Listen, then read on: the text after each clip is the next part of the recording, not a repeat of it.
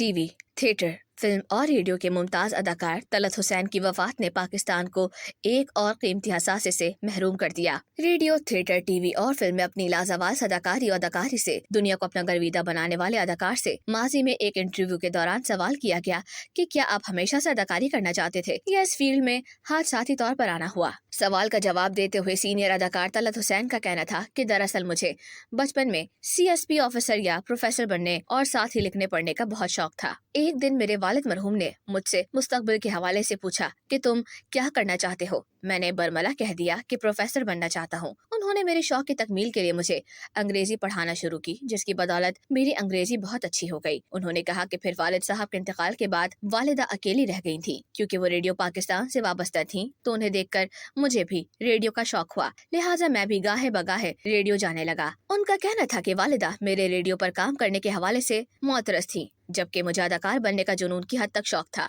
اسی دوران ریڈیو پر اداکاری کے لیے آڈیشن ہوئے تو میں پاس ہو گیا اور پھر ریڈیو سے نشر ہونے والے ڈراموں میں چھوٹے موٹے کردار کرنے لگا۔ طلعت حسین نے مزید بتایا کہ وہ ریڈیو کا دور تھا، لیکن جب 1960 کی دہائی میں ٹی وی آیا تو ٹی وی میں کام کرنے کے لیے ریڈیو سے وابستہ لوگوں کو زیادہ ترجیح دی جاتی تھی۔ میں ٹی وی میں بحیثیت نیوز کاسٹر کام کرنا چاہتا تھا، لیکن مجھے ٹی وی پر اسسٹنٹ پروڈیوسر کی جانب سے جاب آفر ہوئی، جو میں نے بہت سوچ بچار کے بعد رد کر دی۔ پھر کچھ عرصے بعد آڈیشن کے مراحل سے کامیابی حاصل کرنے کے بعد نیوز کاسٹر ہائر ہوا اور خبریں پڑھنے لگا۔ انہوں نے کہا کہ انہی دنوں معروف براڈ کاسٹر اسلم اظہر بھی ریڈیو سے ٹی وی کی طرف آئے تھے۔ جب انہوں نے مجھے ٹی وی پر خبریں پڑھتے دیکھا تو کہا کہ آپ یہاں وہ کام کریں جو میرے ساتھ کرتے آئے ہیں، لہٰذا ان کی ایما پر ان کے ساتھ چل پڑا۔ پھر ایک ڈرامے عید کا جوڑا میں مرکزی کردار ملنے کے بعد ساری توجہ ڈرامے پر مرکوز کر دی اور پلٹ کر نہیں دیکھا۔